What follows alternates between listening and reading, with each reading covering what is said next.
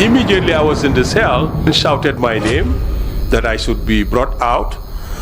And then they bring me out. So I said, what are you talking about? He said, look, I am not joking. And then he immediately released a burst of round. And I could hear the rounds flying on my head. And I think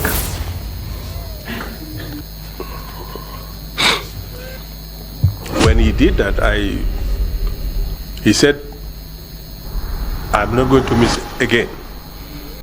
In the ever-unfolding narrative of Gambian political history, few episodes are as revealing as the testimony of the former Army Adjutant, Sadibu Jammeh. His statements, frequently interrupted by emotional outbursts, genuine or otherwise, offer a window into the complex web of allegiance, principle, and self-preservation that characterized the era of Yaya Jammeh's rule. Jammeh's testimony is marked by a striking contradiction. He openly denigrated the Jammeh administration, criticizing its lack of discipline and claiming he would never partake in a coup due to his own professional integrity. Yet, the historical records unmistakably show that he later served in key roles within the very government he once disparaged, including the positions such as Secretary of State for Interior and Secretary of State for Youth and Sport. This apparent inconsistency raises significant questions about the authenticity of his convictions and the motivations that guide public service in volatile political climates. Such behavior is not unique to Sadibu Jammeh alone, as Jammeh's regime has fallen from grace and its misdeeds have come to light. A notable pattern has emerged. Many former associates are now eager to distance themselves from their erstwhile leader. This phenomenon is a familiar one in transitional societies where shifting tides of public opinions and accountability prompt former insiders to recast their roles and reputations. Ultimately, the case of Sadibu Jammeh served as a microcosm of the broader struggle for historical reckoning and personal redemption in post-Jammeh Gambia. The willingness of former collaborators to rewrite their own narratives invite scrutiny, not just of individuals, but of the culture of governance that enables such duplicity. As the nation continues to confront its past, these questions remain at the heart of its journey towards transparency and justice. So these groups were searched, as you say, to show the public that there was nothing, that they were clean. What happened next? Well, I think the military police, because of their sidearms, these were also taken from them. I think it was either the rounds were taken away or the weapons were taken away from them. But I think that was also done with the military police. So that it means that all the troops that came to the airport, either those that are responsible for the parade or the military police that were accompanying the troops, were all clean. That was the intention.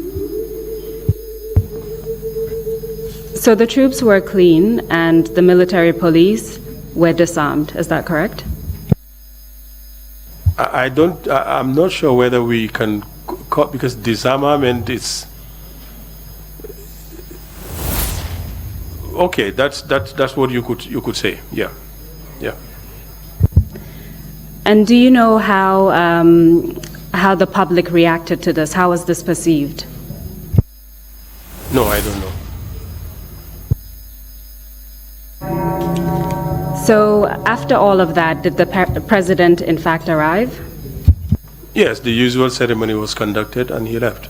And we also got back to the barracks.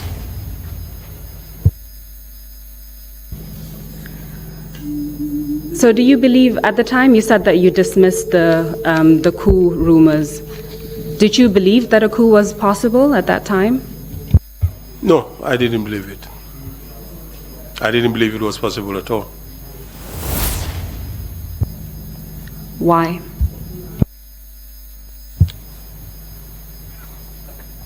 I guess, like I said, I just didn't see it. I just didn't see it at all. I don't think that was the temperament of the army. I thought I had believed in this army as a disciplined force. I had believed in this army that was not how we were trained at all. No, I did not just see it coming. No. Still focusing on the 21st, the day of President Jawara's arrival, did anything unusual happen that day? Well, apart from, to me, as a trained officer, as an adjutant, this element that we added, this eye searching, and this is unusual because we don't normally do this at all. For me, that is the only thing that was unusual. After the president arrived and the parade ended, what did you do next? Well, of course, the build-up and the parade, one is so tired, we had to leave. And then leaving, I was to be driven to my home in Bakau. And I took along some officers, and one of them was Yaya Jammeh, particularly Yaya Jammeh. We drove back home, and I had to drop him home, and then the driver dropped me last. Let's talk about the journey on your way back. Did you speak to any of the soldiers, including Yaya Jammeh? Well, yes, as we were sitting together, the aftermath of all this was what we engaged in discussing, because we didn't believe it. We didn't believe that the army was cooking up a coup, and this was the center of our discussion, that we believe we have vindicated ourselves. We believe that these are consistent accusations from sister agencies, particularly the NSS, that they're always creating this false alarm against the army. This is what the discussion between me and Yaya Jammeh centered on. And I took it that he was genuine. I took it that he was real in this discussion, because we were all against what happened, in the sense that the NSS was all the time blaming the army for rumors of coups. You talked about how you felt as a group in the car. I want to specifically focus on Yaya Jammeh himself. Do you recall exactly what he said, what his sentiments were at the time? No. I mean, it's a long time now. I cannot understand. I cannot recall specifically what he was saying. But like I said, the discussion was on the unfair treatment of the army by these services, that this is not fair, and that whatever happened, at least that day we had vindicated ourselves, that this was false, and it was just rumors, and it was false.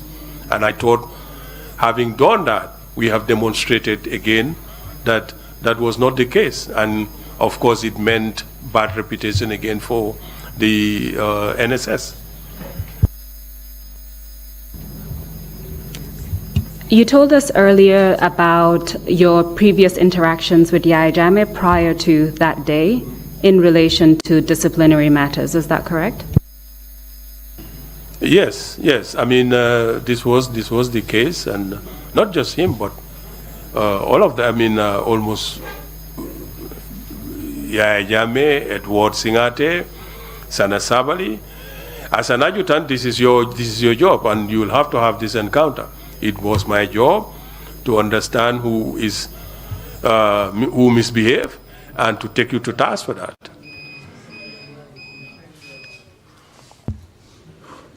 So I will continue until we're told to stop.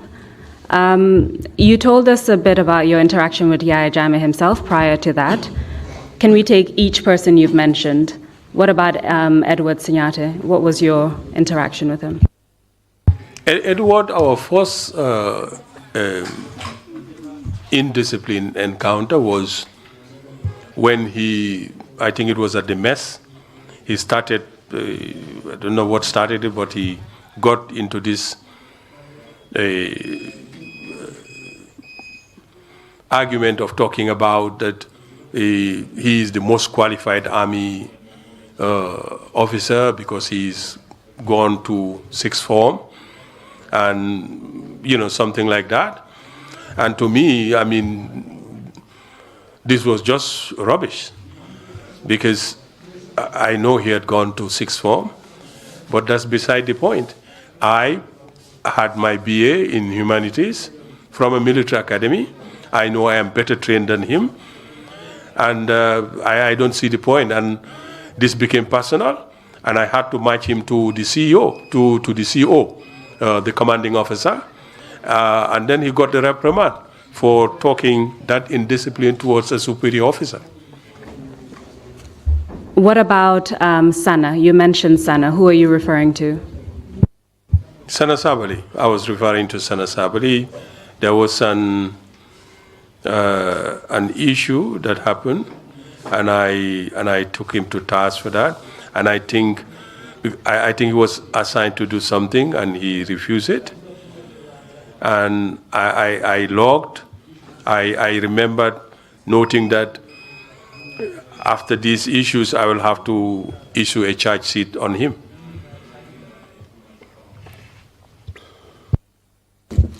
So did you issue a charge sheet against him? No, it didn't happen. The coup came. And which issues were you talking about when you said you were intending to log a charge sheet with issues? No, I think it's in discipline. It's one form. I can't remember the details any longer, but I know this happened, and I had booked in my mind that I was going to charge him. I can't remember the details, but there was something that he was supposed to do, and he refused to do it. You also mentioned Sadibu, is that correct? No, I didn't. It's Edward, Sana, and Yaya Jammeh. In relation to these three soldiers, how would you describe them as soldiers? You've mentioned issues of indiscipline, but how would you describe them in general as soldiers? Well, Yaya Jammeh has never been a soldier. Yaya Jammeh cannot be described as he was not a soldier. Yaya Jammeh came from the Gendarmerie. I think he lacked the training, he lacked the temperament, he lacked. He was not even trained. I mean, up to that time, Yaya Jammeh had no formal training at all, as far as I am concerned, in terms of military at all. So I don't think it's appropriate to call him a soldier. Edward, apart from those incidences, of course, there was no other incident, but Sana Sabally is the surprise because he is generally a very quiet guy, quiet officer. So, sorry, I think the only training Yaya Jammeh had was when he went for this military police training in the US. But that's beside the point. My point was really that he's not what you call a core army trained officer. So would you say that he had problems with discipline? Yes, big time. And it's an inheritance that that was carried over to the army. He was a miscreant. You mentioned earlier that there were planned exercises by the US, is that correct? Yes, this was the case.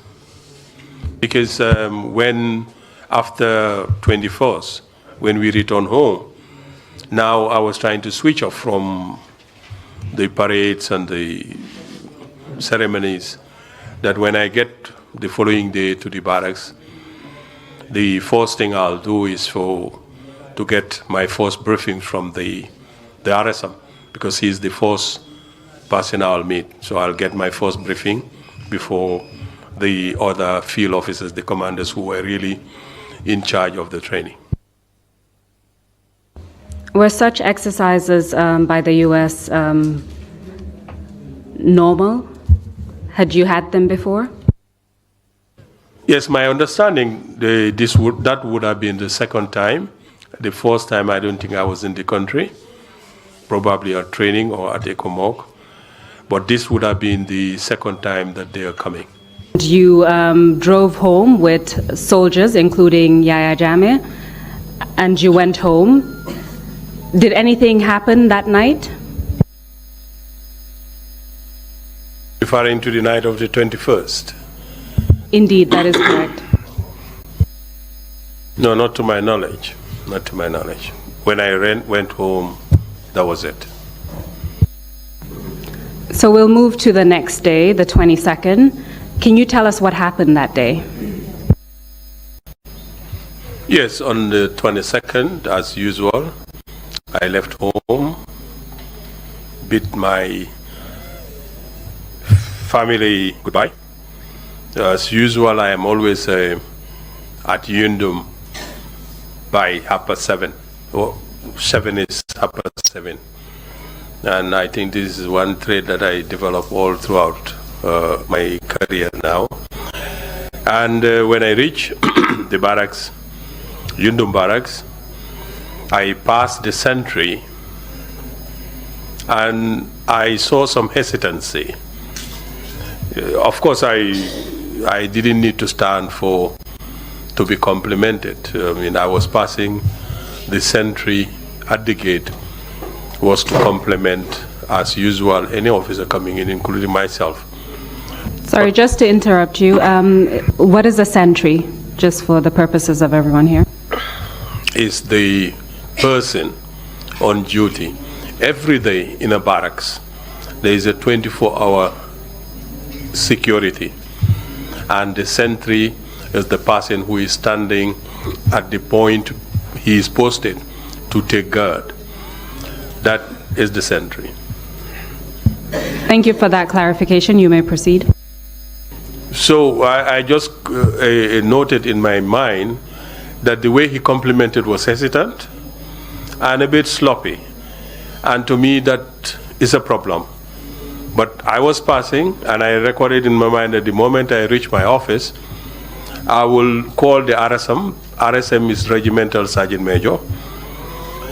In the battalion, he is the senior most soldier. Of course, when I say soldier, I'm referring to other ranks, those who are non-commissioned. Commission, of course, is those who have stars on their shoulders. Anybody who doesn't is regarded as non-commissioned. So I said I was going to do that, but when I passed, if you're familiar with Yundum barracks, then the gate, the moment you enter the gate, you're facing the guard room. A guard room is where it's like a reception in civil parlance. But the guard room had functions. The function is that it houses all those sentries, all those soldiers who are on duty for that particular 24 hours. The second function it has is that it is the point of call for anybody visiting the barracks. So, looking at the distance, I saw Yaya Jammeh and so many other soldiers in different mixed dress attire. Was that unusual? It would have been under normal circumstances, but on this date it would not be. Because normally, like I said earlier, that today we are starting this exercise. And it is common in the military. You have enemy forces and friendly forces. You call it red forces, enemy forces, and friendly forces. So I thought that this was the group that are being prepared to go and act as enemy forces with the impending training with the American Marines. Because of the way they were dressed, civil with mixed dress. Army, normally you don't dress like that. So, of course, he was in all those sort of paraphernalias. He was chewing something, he had some cloth tied on his head. Other soldiers are dressed similarly. So by the time I reached the point of the guard room, I would have turned right to go to my office. And it was at that junction, that they rushed me. Edward and his group rushed me and arrested me at that point. So for me, I am still not sure whether it is the script of the training that has started, but when they did that, they arrested me and took me to the guard room. And so is it correct that the exercise provided a good cover for what would happen subsequently? Because would you have reacted the same way had it not been for the exercise? No, I think probably, because under normal circumstances, without that exercise, you would have noticed that at the very, very, very onset. Just like I have noticed that sloppy way of saluting I received from the sentry. So that would not have been the case at all. So when I was arrested, I was taken to, my briefcase was taken away from me immediately. So I was taken by those soldiers who arrested me and took me to the guard room in the cells and locked me up. You mentioned that you were arrested by Edward and other men. How many men are we talking about? I'm not sure of the number, but what I'm trying to explain is, in the army you call it an ambush. An ambush is just men lay in wait for you at a certain critical juncture where you will obviously pass, and then they will, under normal, if it was war, they will shoot at you. In this case, they were lying in wait for me to be arrested. So you said they arrested you.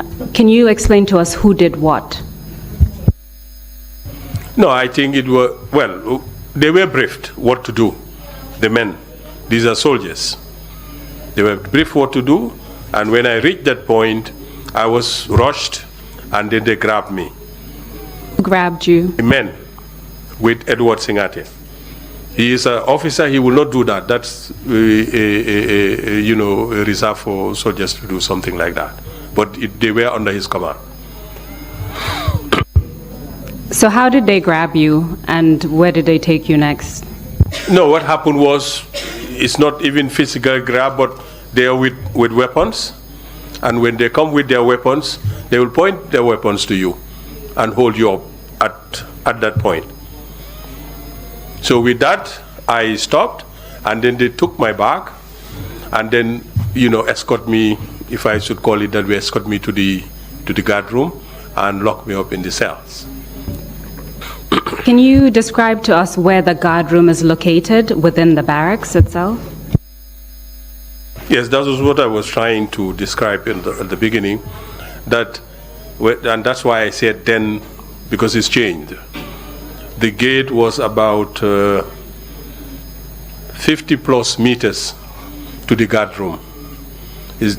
Of course, it's strategically located, so that when you report to the barracks, that's where you first go. So I think it was probably about 50 meters or so from the gate. And when you enter the barracks, it's one of the first, of course the armory is on the right, you pass the armory on the far right, but the guard room is what will take your attention. So you said they grabbed you and they were holding weapons. Did they rough you up in any way? Well, not rough up as in physically, they didn't do that, but at least you know their intention. that they had weapons and they wanted you to take your attention, and that was what they did. So at the time that they grabbed you and took you to the guard room, at that stage, did you know what was happening? No, until now I didn't know what was happening, because it was still this confusion that whether this was all part of the script for the training. But then when I was locked up, it started to dawn on me that probably this is not. And I remembered, of course, I just didn't give up that way. I immediately went to the peephole. The first soldier I called, I saw, I can't remember who it was, but I thought it was one Private Sarr. I told him to go and check with the RSM, to find the RSM and find out what is going on. He didn't come back. I saw somebody else, I think one Private Bar. I asked him to do the same, to go outside, because now it's dawning on me, because when I entered, I met the duty officer for that night, who was Lieutenant Obimbai, who explained to me what happened. And that was when I started getting men to go and find the RSM. Or the second person I called, I called just Ba. I asked him to run outside to try and get help. So before we proceed further, I just want to find out, what did Lieutenant Obimbai say to you? That he was on duties, of course, because what it means as a duty officer, it means you will be the officer for that night that will spend the night in the barracks. Officers don't spend the night in the barracks. It is only the duty officer who stays the night with the detail of the security guards at the barracks. So it was his turn that night of 21st. So when I met him in the cell, he explained to me what happened, that he was met at the officers' mess and arrested and asked and escorted to the cells. That this is what is going to happen. There is a coup, and that they're going to take the country. Excuse me. So he was informed the night before that a coup, when he was arrested the night before, he was informed that what was happening was a coup. No, I'm not sure whether it was the night before, but I met him in the cells, that he was arrested and brought in to the coup. When, at what time, actually, I don't know. You mentioned Edward Singhaeh at the time. What was his rank? He was a second lieutenant. So let's take it step by step. You're in the guard room and you found Lieutenant Obimbai. Can you give us a description of the guard room itself? At that time, I was not in the guard room. I was in the cells in the guard room. Can you describe the cells in the guard room then? Well, the cells is meant to, as a normal cell, is meant for people who misbehave and they're kept, or people who are charged with offenses, and this is where they are kept within the military. You have these things because you take people to trial within the military, within the army, and then when you're found to be liable to cell time in cells, that's where you're kept. So a cell is like that. When you enter, there is a wide room, and then you have this, I think it's about 1, 2, 3 cells or so at the time. I don't know what it is now. So there was a couple of cells to keep people. So now you're inside the cell and you have a bit of time. What was going through your mind at the time? Now putting everything in context, the conversation you had with Yaya Jammeh the night before, seeing him there in the morning, being arrested by Edward Singhaeh. While you were in the cell, what was going through your mind? At this time, it began to dawn on me that actually this is real. That actually the rumors are now coming into effect. It was not about Jammeh anymore, but it was about how do you stop this immediately? And that was why I went into instinctively looking for other soldiers who could do something. But then I realized the futility about it, because it looked like everybody was also into it at the time. I mean, those people who were already at the guard room and at the barracks. So I thought security-wise it's no longer prudent to continue that adventure. And I stopped and resigned to my fate. At the time, did you think that the coup would succeed? No. I had no doubt that this will never take off. One, these are very junior officers. Number two, the advantage is that one, to not succeeding is that you have so many other officers who are going to report to the barracks that day, and I believe that they will do something to quell this immediately. Apart from that, you have all the other services, apart from the army, who would be knowing this immediately, and it means all those officers and soldiers who are supposed to come to the barracks, including all the services, this group of people cannot withstand such a pressure. They will give it. So I had no doubt that it will not succeed at all. I had no doubt that this will fail. So that morning while you were in the cell, did anything happen while you were there? Yes, as officers come in, I see every time an officer comes in, you succumb, you join. But then before this, immediately I was in the cell, Edward rushed back to the guard room and then shouted my name that I should be brought out. And then they bring me out. He was asking for the armory keys. So it surprised me, because I know, immediately I thought even I'm already getting into being set up, particularly if it is Edward, because of our encounters, and I know Edward's temperament. And then I thought maybe I am being set up. So I said, what are you talking about? He said, look, I am not joking. And then he immediately released a burst of round, and I could hear the rounds flying on my head. And I think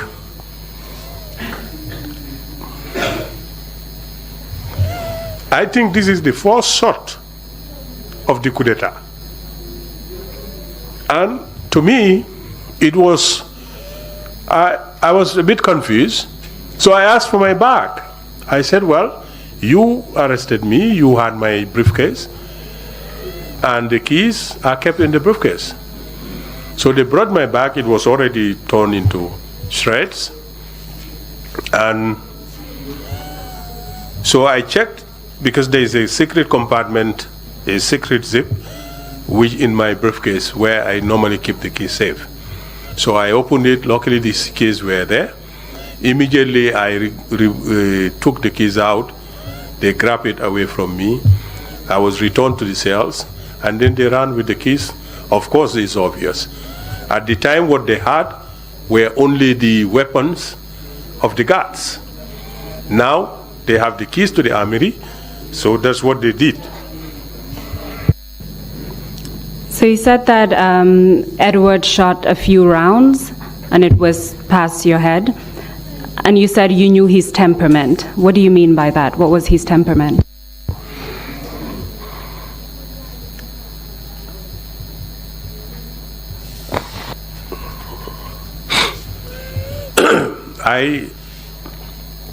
When he did that, he said, I'm not going to miss again.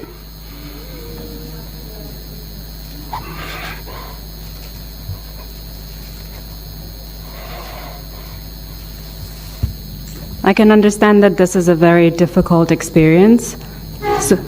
So please take your time. If you would like a break, please let us know. But please take your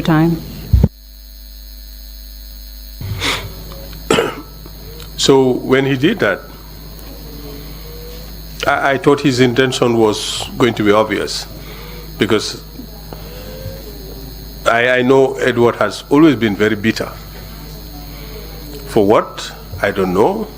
Maybe it's because of his circumstances or what. But that is what I meant by his temperament.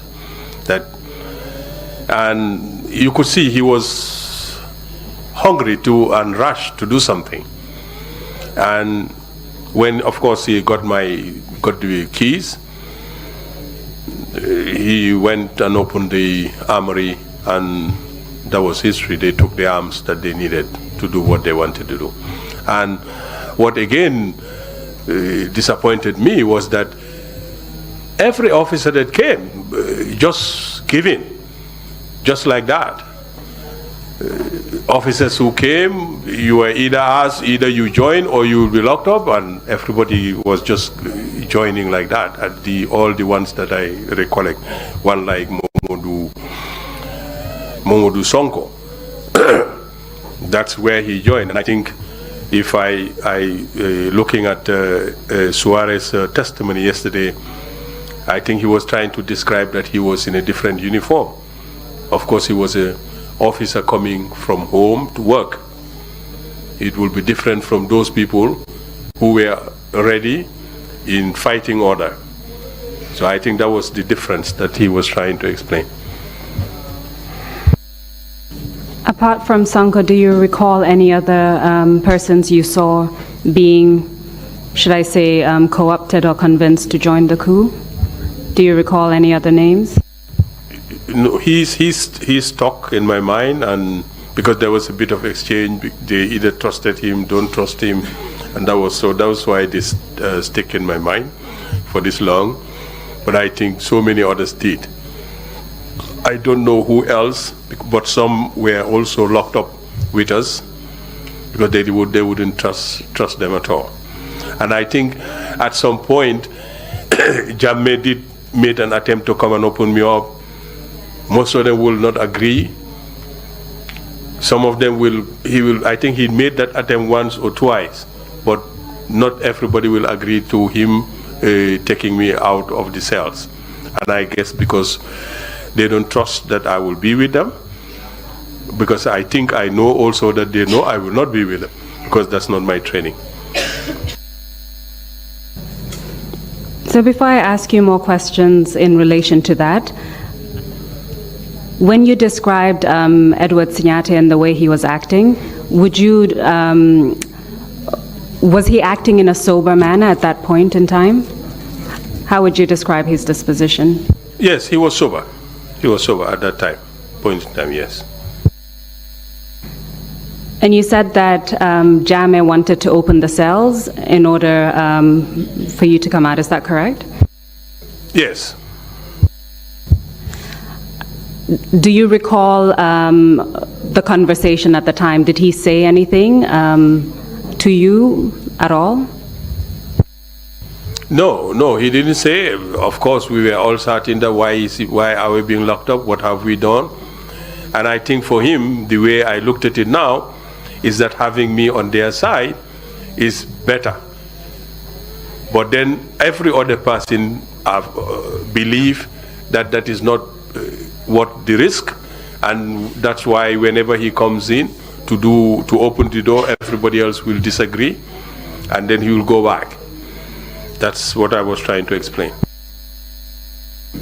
Why do you think that he would have believed that having you on their side would be better than not having you on their side? I think it's because of my training. I always believe I have been privileged to have been one of the most trained army officers at that time, up to my rank, because of the training that I've gone, the type of training that I've done, the level of fitness that I've displayed all the time, and I think this would have been a plus to them.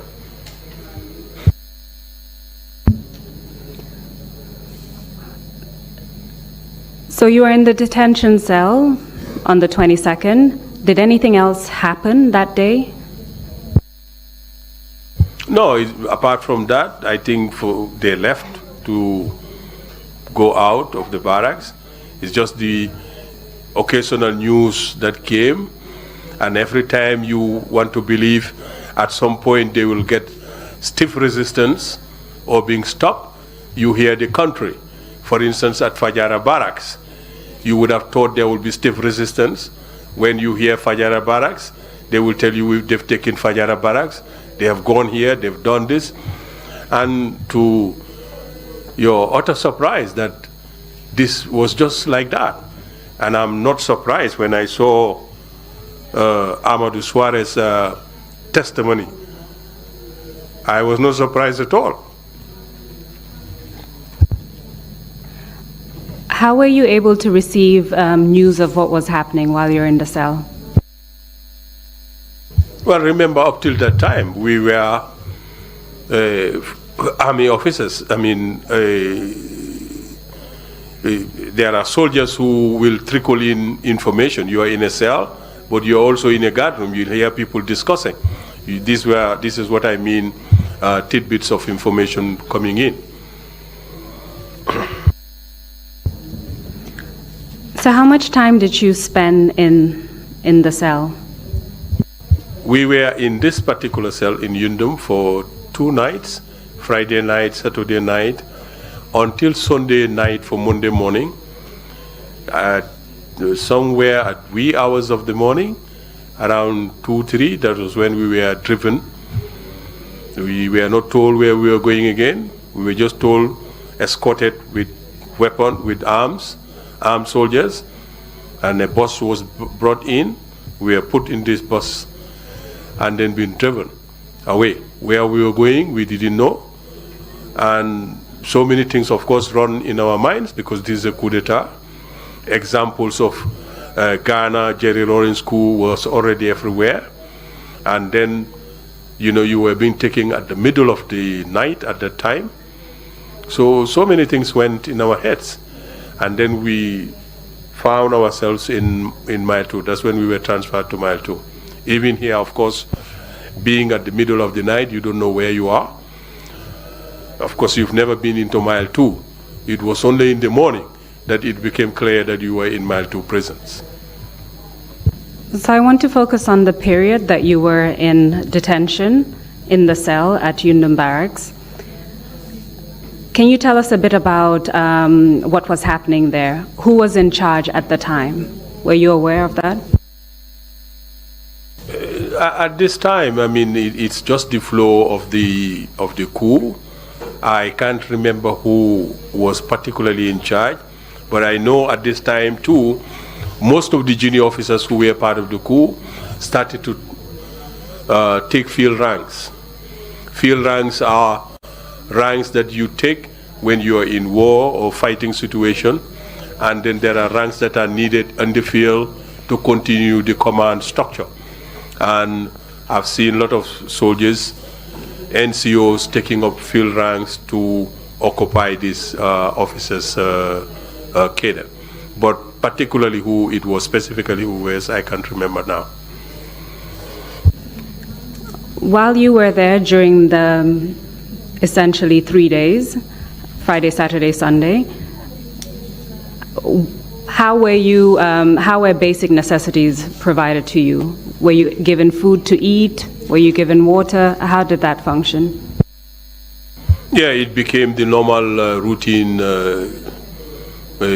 food from the general kitchen, normal tea, whatever. These were the things that were brought for us. When lunch is ready, they'll get lunch from the kitchen to bring lunch. This was what was happening. Were you able to communicate with your family at that time? Did they know? Are you still referring to the cells at Yundum? Precisely, yes. Well, at this time, I don't think we would have even allowed ourselves, our families, to come to these places. We were not allowed that way. Somebody who just bundled you in a cell doesn't give you such a privilege at all. Not even stepping out of the cell. Throughout these 2 nights, you had no privilege to step out anywhere. We were constantly in the cells throughout. My question was about communication with your family. Did you have a mobile phone with you at the time? were you able to communicate or send messages to your family? That's what I'm driving at. Yes, I was very quiet because I don't think this would never happen. It would never cross their minds even. We were looked at as enemies and prisoners, and for them, these were no privileges that we will never have at that point. So during that 3-day period, you had no contact with your family. What was going through your mind about what was happening in the country and your family? Well, first, this news blackout, because my family knows that I left for work. I'm supposed to return, and that didn't happen. And then they would have known that a coup has happened, and then they didn't see me coming home. You could imagine what will go through your family and your loved ones. And particularly that there was complete news blackout as to what happened. The notion that you don't know, where they didn't know whether I was alive or not, that is also something so terrifying.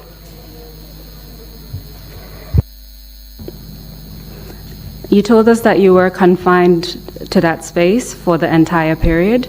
You weren't allowed to go out. Were other people brought in to the cells while you were there? Yes, because apart from myself and Obimbai, he is the only one I can recall now.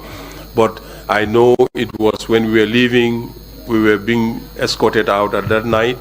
We were more than just the two of us. Who else I can't recall now? I can't remember now. Do you remember if it was a lot of people or just a few people? Some few people.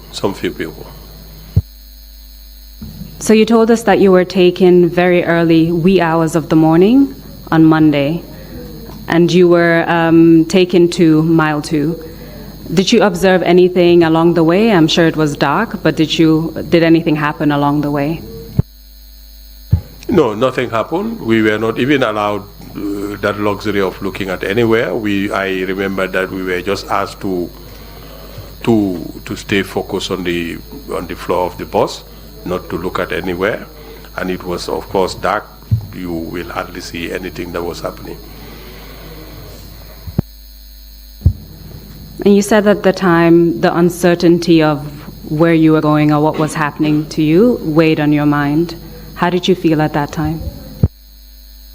Yes, a coup has just happened. African militaries and coup, the tendencies of going violent is very, very prevalent, very, very, very present. And you're just transported from, a cell at the middle of the night and taking somewhere else where you don't know. That was really frightening. But of course, at the end of the day, there's not much you could do. This is your fate, your situation now. No matter what happened, you will have to take it. And that was what happened. We just didn't know where we were taken. That alone was something else.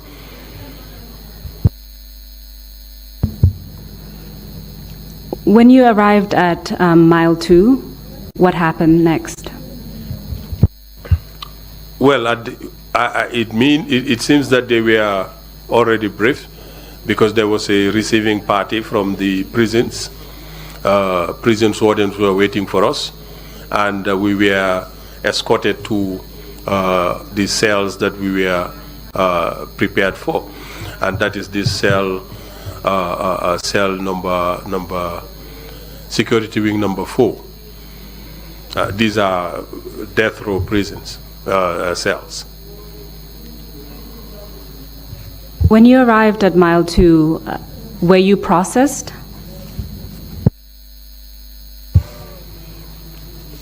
Well, I think by process you mean whether documentations were done or we were told this never happened. We were just bundled in our cells and locked up. At that point in time, could you identify who was in charge? No, I can't remember now. All I know was that being escorted from Yundum by soldiers. At mile 2, we were handed over to prison wardens who transferred us to our respective cells. I have been in cell number 3 throughout. So you arrive at mile 2, very early hours of the morning. You weren't told why you were being detained. You were taken to security wing number 4 and put in cell number 3. What happened? Well, the military officer, because the guards I can't remember, the wardens I couldn't remember. The military officer who brought us was Captain Ndure Cham. And when he brought us, not only did he hand it over, but of course, being military personnel, they escorted us along with the prison warden right to our cells. And I remember him in a cell of concrete and cement. I couldn't see why it was necessary for an army officer that just yesterday you would have laid your life for, standing up on the bed, trying to take his bayonet to check whether the concrete ceiling is strong enough or not. I think these were the first shocks that begin to dawn on you that something is seriously wrong. This is a captain. I would have expected second lieutenants to do something like that. Why? Because it is just genius who have staged a coup. Why should you be so exuberant to go up and try to choke concrete ceiling to test who are you trying to prove loyalty to at this period of time? But this is what happened. And then we were, in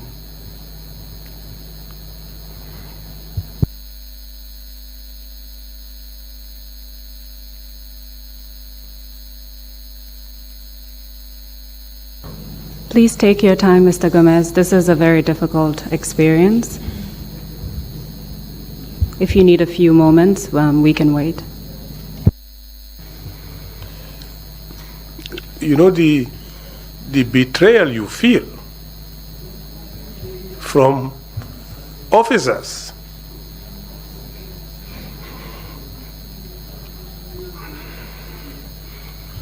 That you would have laid your life for was just something indescribable. And then the sinking feeling you have of the unknown when that door is bang, clang, locked up on you, someone who woke up on a fateful day, had nothing in your mind apart from going to serve your country.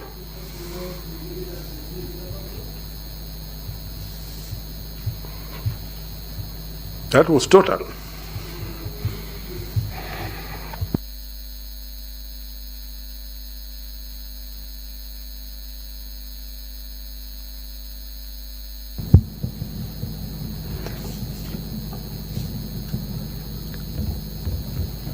Considering all those thoughts that were going through your mind at the time, and the fact that you were in a very new environment, how did you react for the first few hours while you were in your detention cell?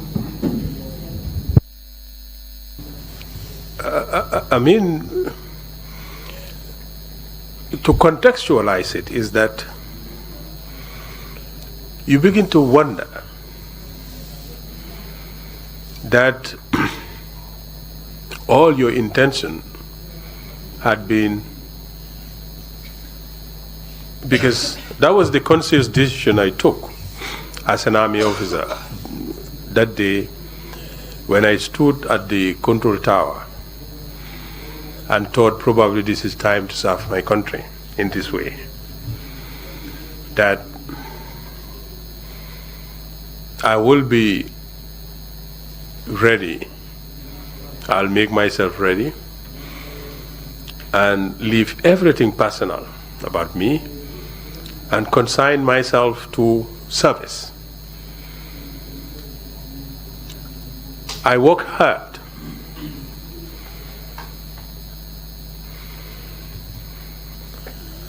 I left my job.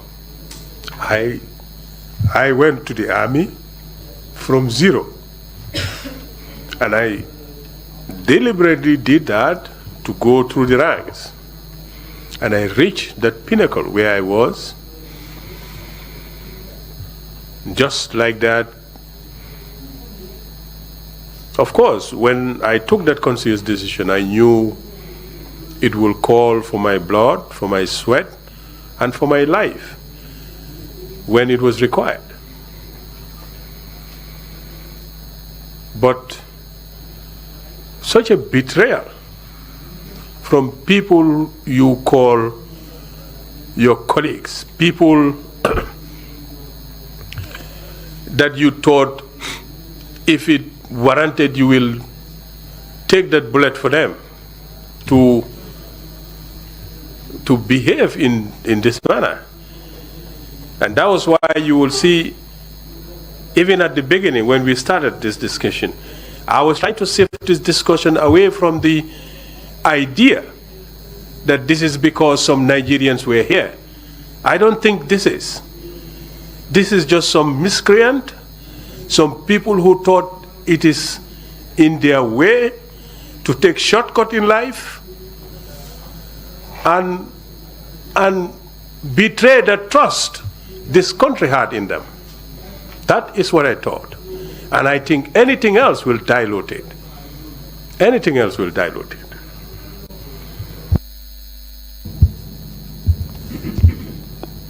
I'd like to focus on what happened while you were at Mile 2. When you arrived, were you aware of the other prisoners who were in your security wing, that is security wing number 4? At this particular point in time, I know I came with some. I still remember Ubimbai, who was, I think, in cell number 1 or 2. I was in 3. But at this point in time, there are so many other things that dawn on you. What is going to happen? Where you are locked up, a cell that is barely 1 meter by 2 meter, 1 meter by, if you make like this, you will, your hands will almost be touching, and I think the length is about 2 meters. A plank of wood for bed, and a cell that has only a peephole, which bears no mosquito gauze, is infested. These are the things that start to dawn on you. What have you done wrong? How could this happen? What is going to happen? You have this sinking feeling, so this takes your energy. It is only through the course of the day you start seeing people being bundled up and brought in, one after the other. Then you start to recognize your environment. But your environment, of course, at that time is just this cell that I'm trying to describe, and nothing else.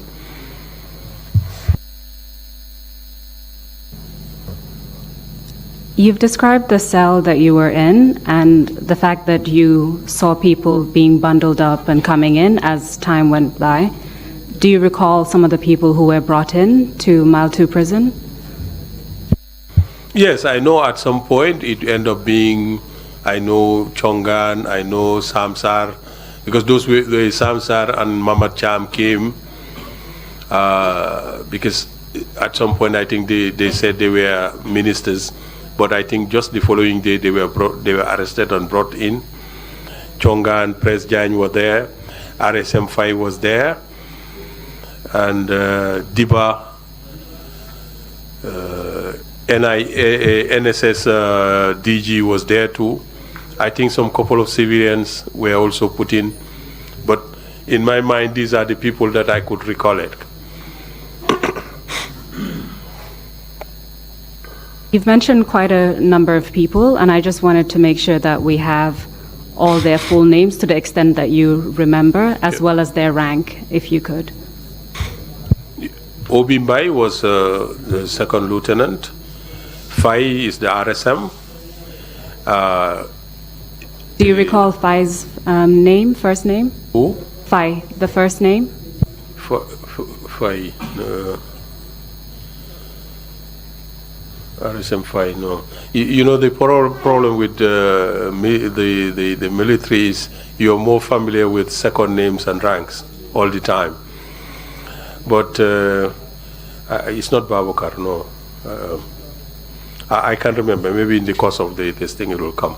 But RSM Fai, Pasala Jain, the IGP, the AIG Chongan, I think came also, was there also. Sam Sarr was it a captain at the time? Yes, I think he was a captain at the time too. I think Captain Johnson was also brought in.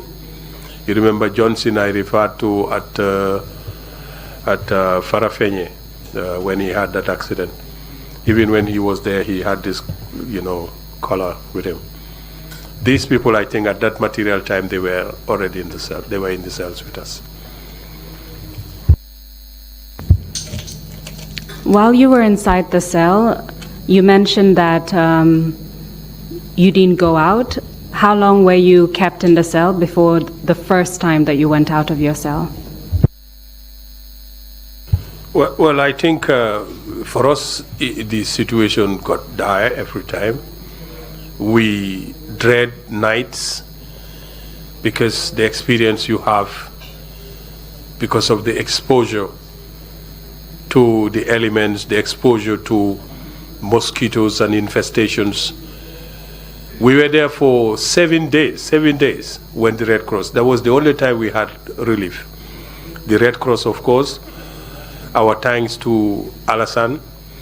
I think he was the head of the Gambian head of the Red Cross here. And their insistence, constant insistence on having to pay that visit to us. I think that was what saved the day, that this ordeal that we were for 7 days ended.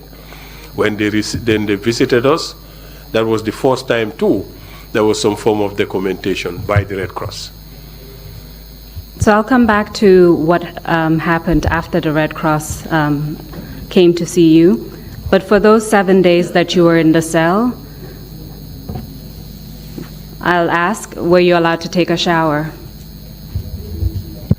Yeah, I guess that was one of the luxuries they wouldn't allow us to do, for reasons that probably they will believe. The idea was just to lock us up, and probably too they thought that's the instructions they got from the military, lock them up, maybe too because they are afraid, but there was nothing like that. We were always locked. The only time that the gate of security wing number 4 is open is when there is need in the morning for breakfast, and when they change the chamber pots that were given to us to use when we want to ease ourselves. That is the only time that you see people or the gates are open. But for us, our cell doors remain locked throughout these 7 days. How would you describe the type of food that you were given to eat?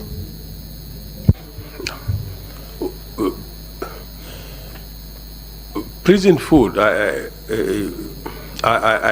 don't understand. I don't understand how anybody could be fed with such a diet and call it a food at all. In the morning it's called pap. Of course, if you say pap, you will conjure something, but that is completely different. I don't know what they use to cook it. Then in lunch, dinner is chere. We end up calling it wet or dry because, and then we will always go for the dry, because when you say wet, it means chere with sauce. But of course, this is I'm calling it this way for lack of better word to describe them. But this is not what you could really eat at all. So we end up insisting that food be brought for us from home. Of course, during these first 7 days, you don't even dare talk about that because the idea was to survive. Even no matter how bad the food was, the idea was to survive. And we keep telling each other, eat whatever you have because you don't know what will happen again. But then, of course, this started to change after the 7 days when the Red Cross came. Then we started to go escorted individually to go and shower, to come back in the cell and you're locked up.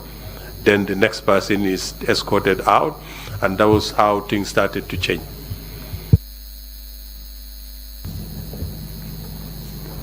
After the Red Cross came, 7 days later, were you able to communicate with your family at all?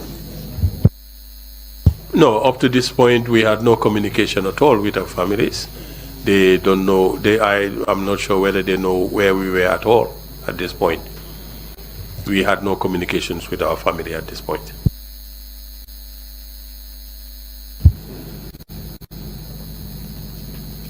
So you mentioned that after the Red Cross came, then you were able to take a shower. Did anything else change in terms of your condition? Yes, the conditions of keeping us there began to ease up. We begin to have regular shower daily, but then even at that, it will mean you'll have to. It's just almost like a line, because if you have all those cells, any one person who needs to get to the restroom in the morning, you start with number one, he will go, then the next, he will be brought back, locked up, and then the next person. That is how it started. Of course, it will go to an end during the course of our stay there, when it eases up, but then again, immediately there's something happen, you go down to full lockdown, all those privileges are taken away again, as if you are the one who had created something. So this is how we were being handled at Mile 2 all the time. You mentioned the mosquito-infested cells. In terms of clothing, what were you allowed to wear? What did you have?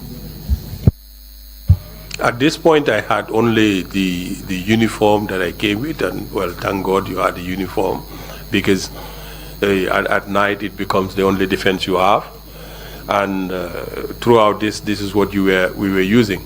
It was only after that they start probably getting out the information, declaring that we are held here, and then we started to get clothing. I can't recall now which began, whether we got clothing and or the easing of the time we spent, the conditions, but it progressed from here. I know the testimonies of Chongan will be more detailed and well scripted than my recollection will be. But then the point is that from after the 7 days to the durations of our stay at Mile 2, it began to ease up. But then again, these are punctuated by the situations on the ground in the country.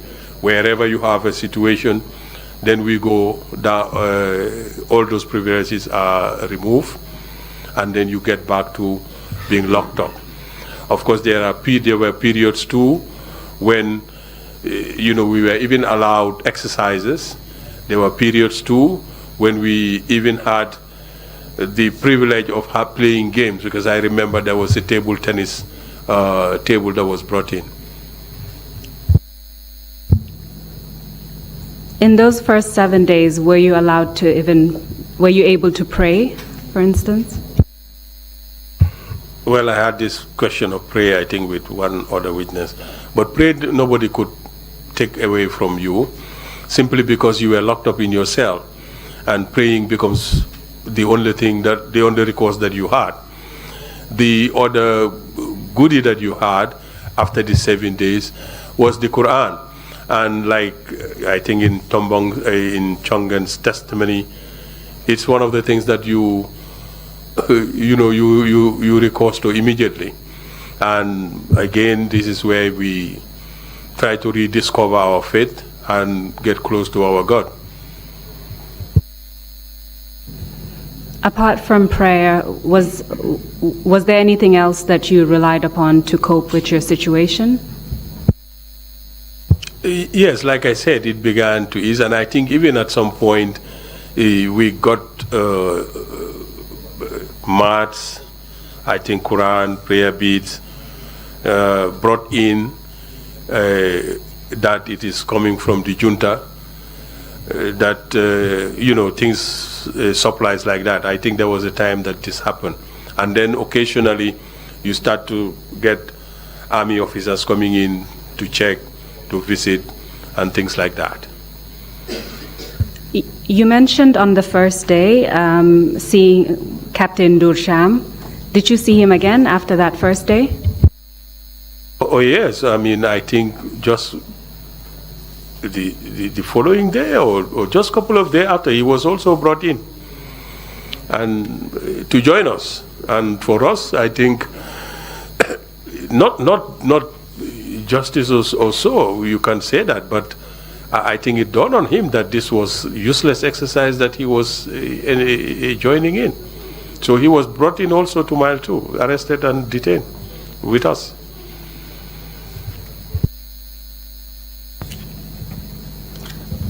Let me also add that during this period, after the 7 days, officers, some were brought in, some were also released immediately. Like I think people like Obimbai didn't stay that long. I think RSM 5 also, some people started to come in and others being released and reinstated to the army.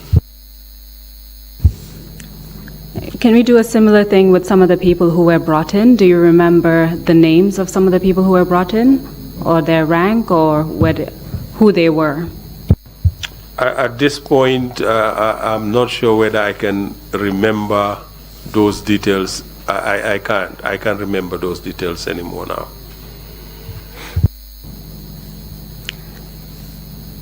So you arrived in Mile 2. We're still in July 1994. In the first few months of your time in Mile 2, did anything of significance happen?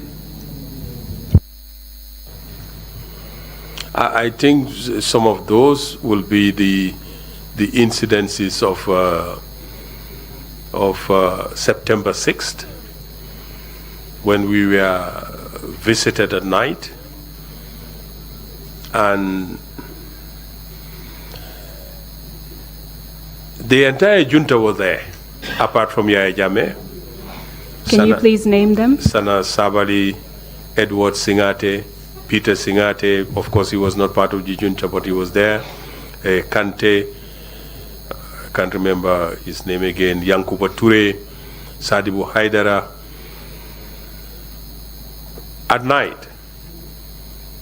And for me, again, my encounter with Edward, he came, the moment he got into the room, he started, where is Adjutant Gomez? Where is Adjutant Gomez? Of course, three cells from the gate. Stand up, so I stood up. And then he came pointing his weapon, his rifle to me again.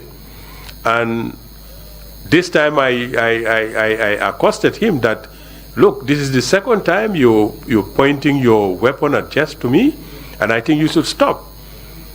This is unbecoming of an officer and a gentleman. You cannot do this. This is against the law.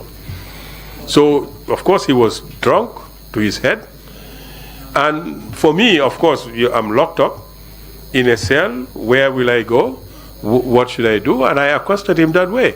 And I think it was one of the entourage who convinced him to leave. But This was what happened. He came to my cell, pointed his weapon at me, as if I just didn't understand what happened. What have I done to Edward? When he did that, did he say anything to you? Yes, he said last time I shot, I missed. This time I'm not going to. So I told him, look, that's when I told him that this is the second time you're pointing your weapon to me. You cannot be doing this. You cannot do this. You said after that, then someone called and distracted him. Is that correct? Yes, I think I think that was the intention, because he said, no, leave him, he'll have his time. He'll have his turn.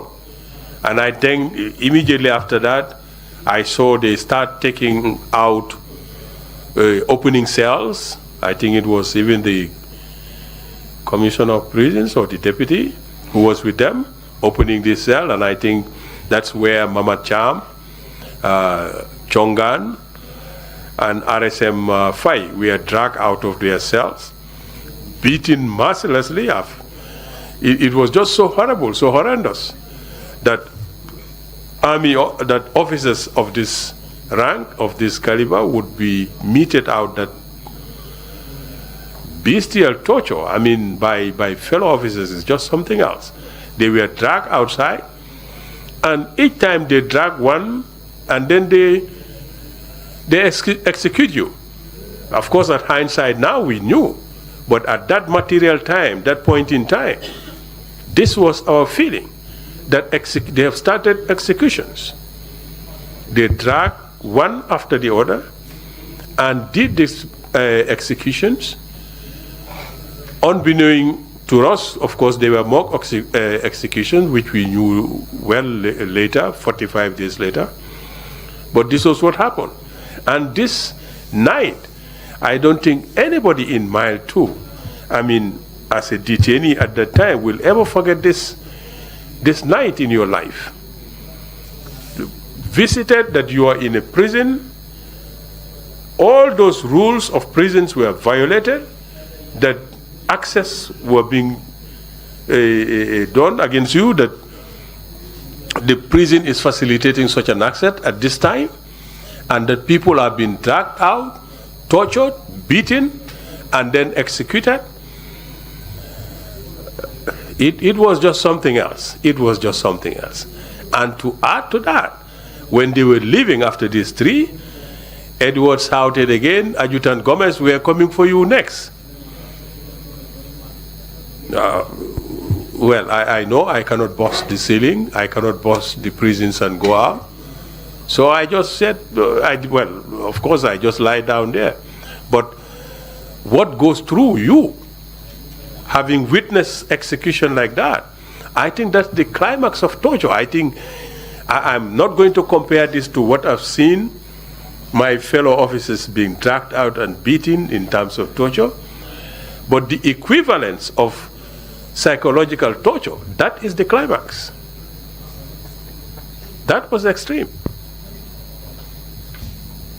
You've provided us with a lot of information, so I want to focus on that particular incident and ask you a few more questions. You mentioned that the members of junta came, as well as Peter Singhaeh.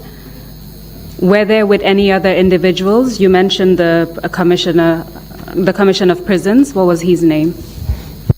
I don't think it was the commissioner. I think it was the deputy commissioner, because during that period, I think there were some dismissals, because it was later that we learned.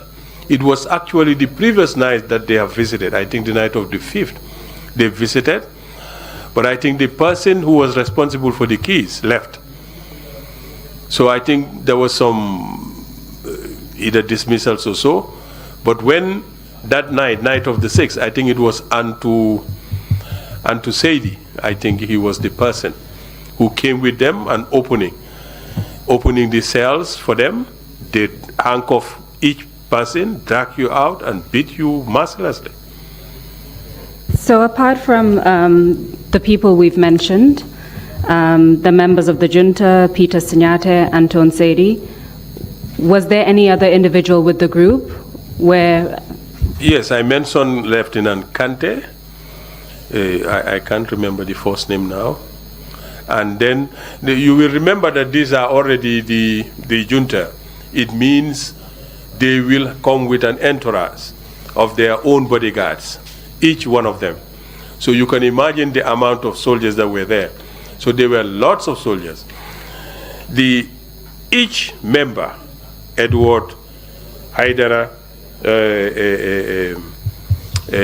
Yankuba, all of them came with the details of their bodyguards into the cell. Who they are, their names, I can't remember now, but it would not be difficult to trace who were their details at that time, their security details at that time. From where you were, could you see if these people were all involved in what was going on? You mentioned beatings and executions. Do you know if all of these individuals were involved in that from where you were? Particularly the men. Occasionally, of course, one or two officers will join in, but I know particularly those things are left to the men to do, but they were being supervised by the officers who were there. And yes, my cell was cell number 3. When you enter, it's the left, 1, 2, 3. So anybody who's been dragged out, you will have to cross my cell. I was seeing them. So I want to take each incident step by step. So let's start with the first person who was taken out of the cell. Do you recall who that was? I am not sure of the order in which they came, but I know Mamat Cham was dragged out that way, beaten mercilessly, kicked at left, right, and center. Each one of them was also the same. I guess depends on the severity or the acrimony you have against the particular officer. Mamat Cham probably because he was just he was one of those first people sacked and then brought back. But I can't recall anymore who else was particularly involved in the beating. But I know it was the soldiers that were with them that participated in this, with the supervision of the officers. Still focusing on the beatings, you mentioned that they were being kicked. Was anything else done in relation to how they were beaten? Yes, a soldier with rifles. These are the two things that you will use, your boots and your rifle butt. And this is what they were using to mete out these beatings against these 3 people. Apart from the 3 people that you've mentioned, do you recall if anyone else was dragged out of their cell and beaten? No, this night of the 6th, it was only these 3 that they did. And after that, they left, and that was when Edward shouted that they're coming for me next. You mentioned that there were executions, is that correct? Yes, yes. Why I said this is because at that point, there was nothing that convinced me that this was not execution. Because when they were dragged out, there were a volley of rifles fired in the yard, and then they will come back and take the second person, and then drag him out, go through the beatings, take him out, and then do the same routine, volley of rounds fired, a long bursts of fire, long sustained rounds of fire, and then they will come the 3rd person. When they left, they locked us up and went, and then told us that they're coming for me next. So for me, this was execution that started. And of course, we were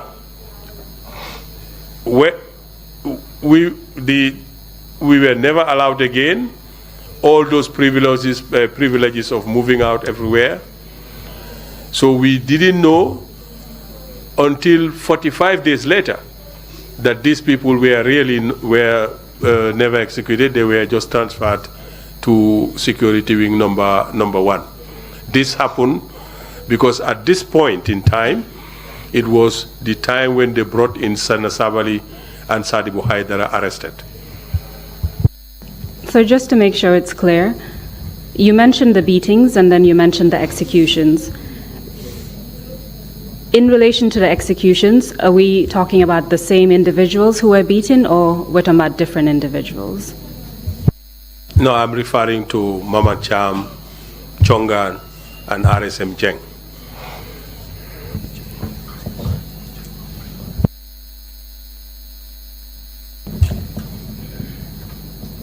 Just to clarify, are you referring to RSM Jeng or Fai? I feel like there's a confusion.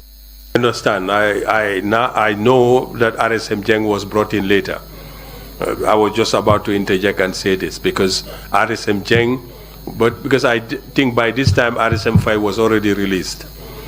RSM Jeng was brought in when actually within this time I can't recall, but he was part of those who were beaten and tortured and executed. So to understand your state of mind at that time, it's dark, you're in your cell, you see individuals being taken out, you hear rounds of gunfire, you see people coming back, taking another individual, you hear rounds of fire, and again it happens again. At that point in time, you didn't see these individuals again. So you felt that those individuals had been executed, is that correct? Yes, this was my feeling. This was what I thought. In fact, this was the belief we had with all those who were detained at the time. And you said as members of the junta and the entourage were leaving, Edward Singhaeh said to you, you'll be next or we'll come back. Is that correct? Yes, it was because when you're leaving, again, being on that line, my window is on the part in which you will be moving to go to the gate to leave. So when you shout, I will hear you clearly. And that was when he shouted that Adjutant Gomez were coming for you next.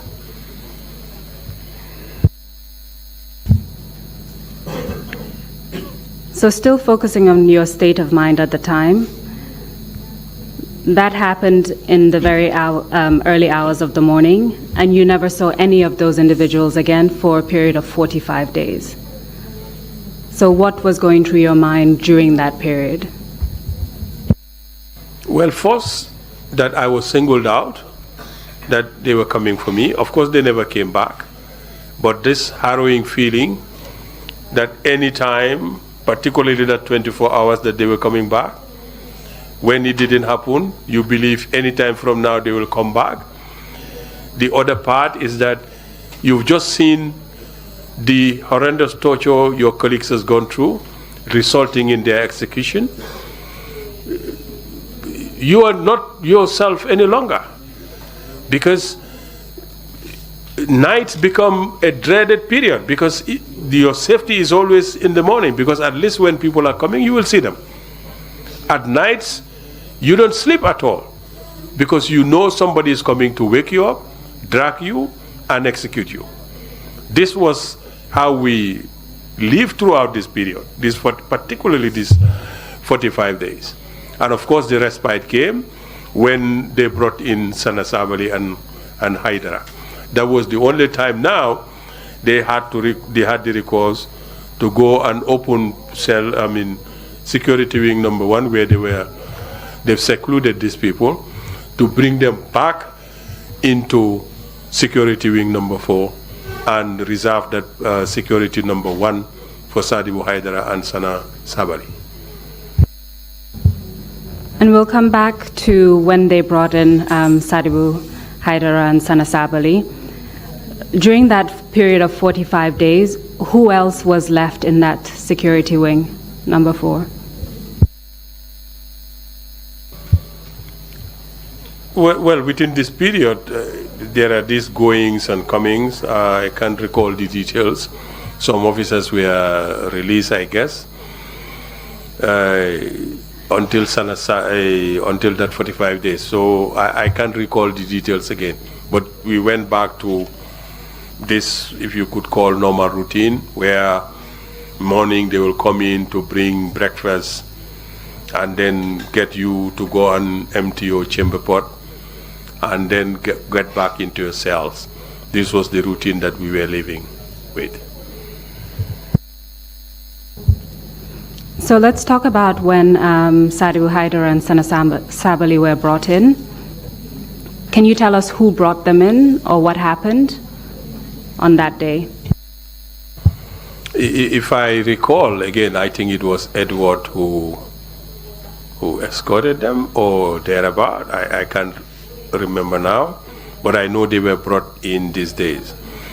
During this period too, of course, if we were praying and reading the Quran, this period was intensified.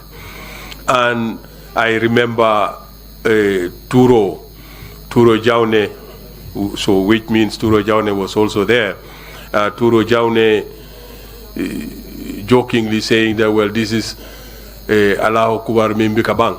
I mean, meaning that we are constantly praying, but when that day happened, I said, no, I think this is a testament that God is with us. Because if you have these people who had brought you in here, now they are escorted in handcuffs and walked in past you and locked up, it means our prayers have already been answered. It's just a matter of time. I just want to make sure that the record is clear. When you said that Sana and Sadibu were brought in by Edward, who are you referring to? Which Edward? Edward Singhaeh. This is how I recalled it. I think.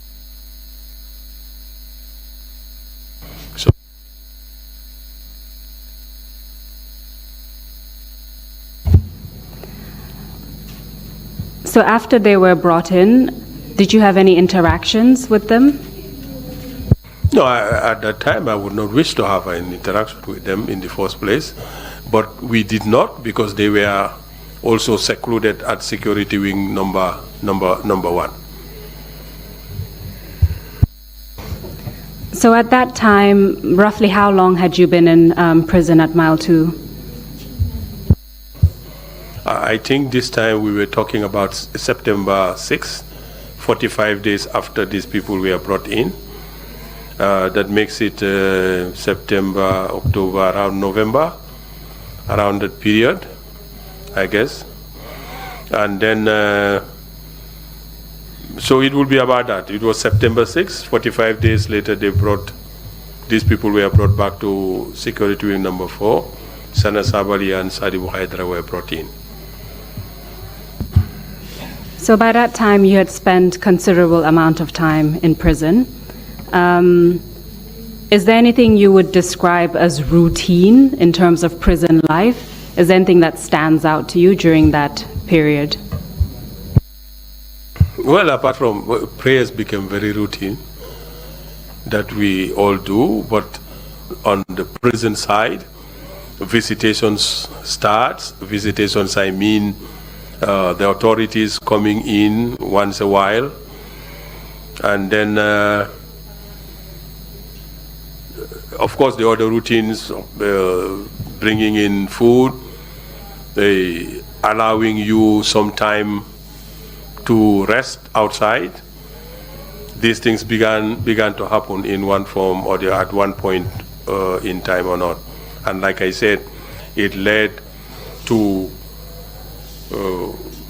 times when, you know, it was only very few times that you will stay locked up. Most of the time they will allow you to stay out from morning all the way to evening. These were also times when we were allowed exercises, which I try to lead all the detainees into exercising all the time, playing table tennis, which a table was brought in.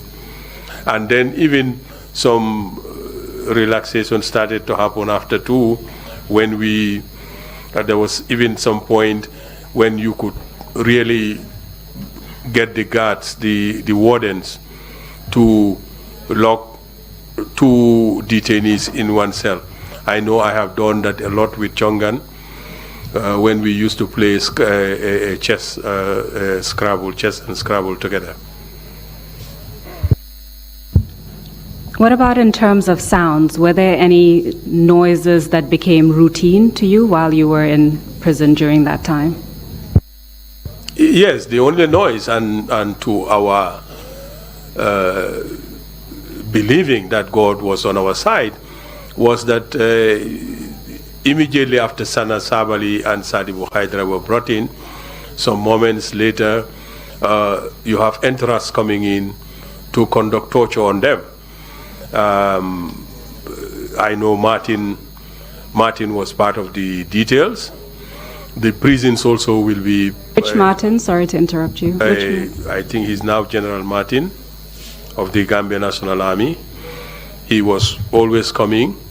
There was also this... the prison officer who used to go with them. This one, is it Pa Jawando or Pa Fai? I think it was Pa Fai. There was one of these who was... Oh, Ndau. Prison were in Ndau. I think it's Ndau. I'm getting the names mixed up now, but I think he lives in Bakau.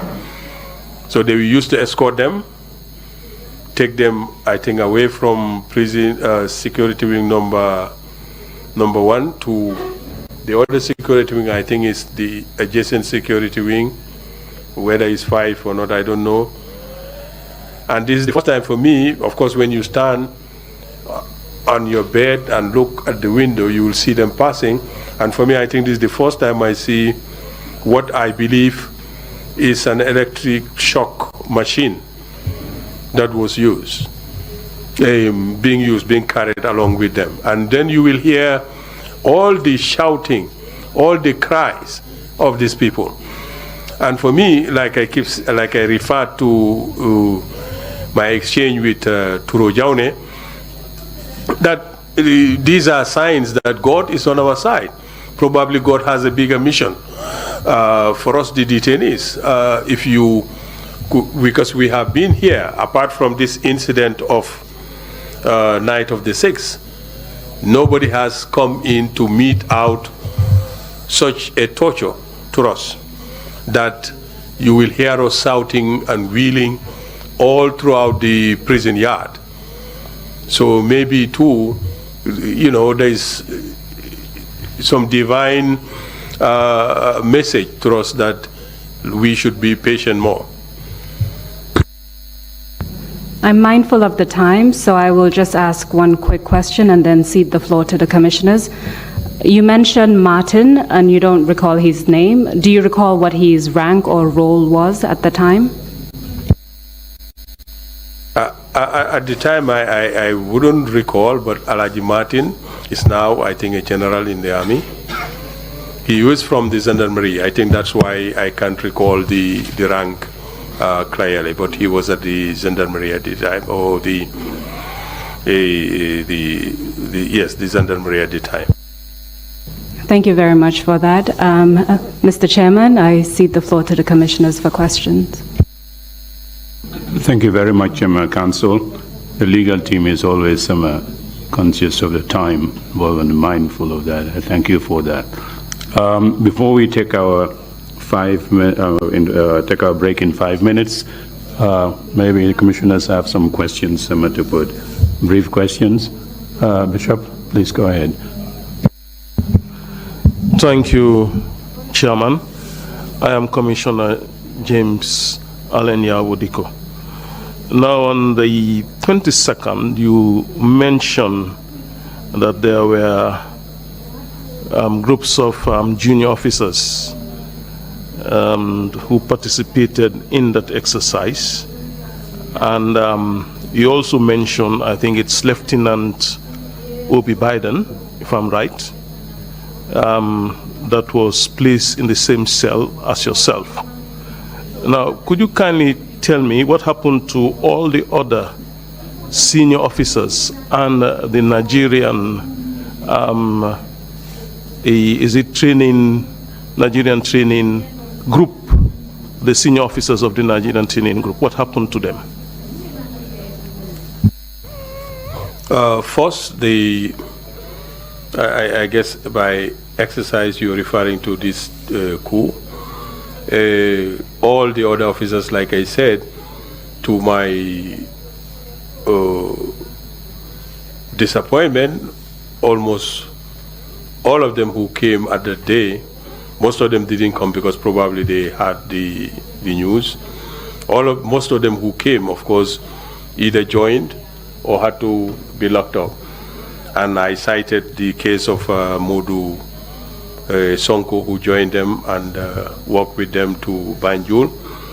The Nigerians, for that matter, because I think the coupists were cognizant of the fact that these are foreigners and that nothing should happen to them.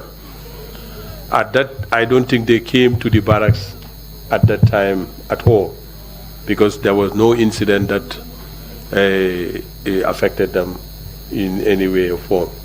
But Obimba, yes, I met, because he was the duty officer the night of the 21st, and he was the only duty officer I met in the barracks. I became the first officer who came for work who was arrested for this coup in 1994. Thank you very much, Commissioner Carr. Welcome to you. Commissioner Carr, I have two questions. The first is, you observed that Edward was drunk during that point. Was it the same for the other coup leaders that you came into contact with? That's the first. The second is, you also, at what point in your detention did your family come to know about your whereabouts? Well, yes, at mile 2, when Edward visited, I know he was drunk because you would see it in him. My family, I don't know what point they came to know, but I know that, I wouldn't know when they got to know my fate. But they were part of those visitations. When visits started, they were part of the group that came to visit me. But I wouldn't know really when they learned of my predicament. Even including that I was alive or not. Thank you. Commissioner Kanteh. Commissioner Kanteh, you mentioned that to your dismay, most of the senior officers easily surrendered. And subsequently, you received information in your cell that the Fajara barracks was also taken over so easily. Was it the same for the line, all the line along, especially at the bridge? Did you have any information how easily it was taken over, and subsequently all the other places until State House? Thank you. Yes, that was the situation, because these tidbits of information start keeping, because remember, that's the guard room. That's where all started. So this information still keep coming in. Yes, I was disappointed that Fajara barracks will fall that quick. But then, having seen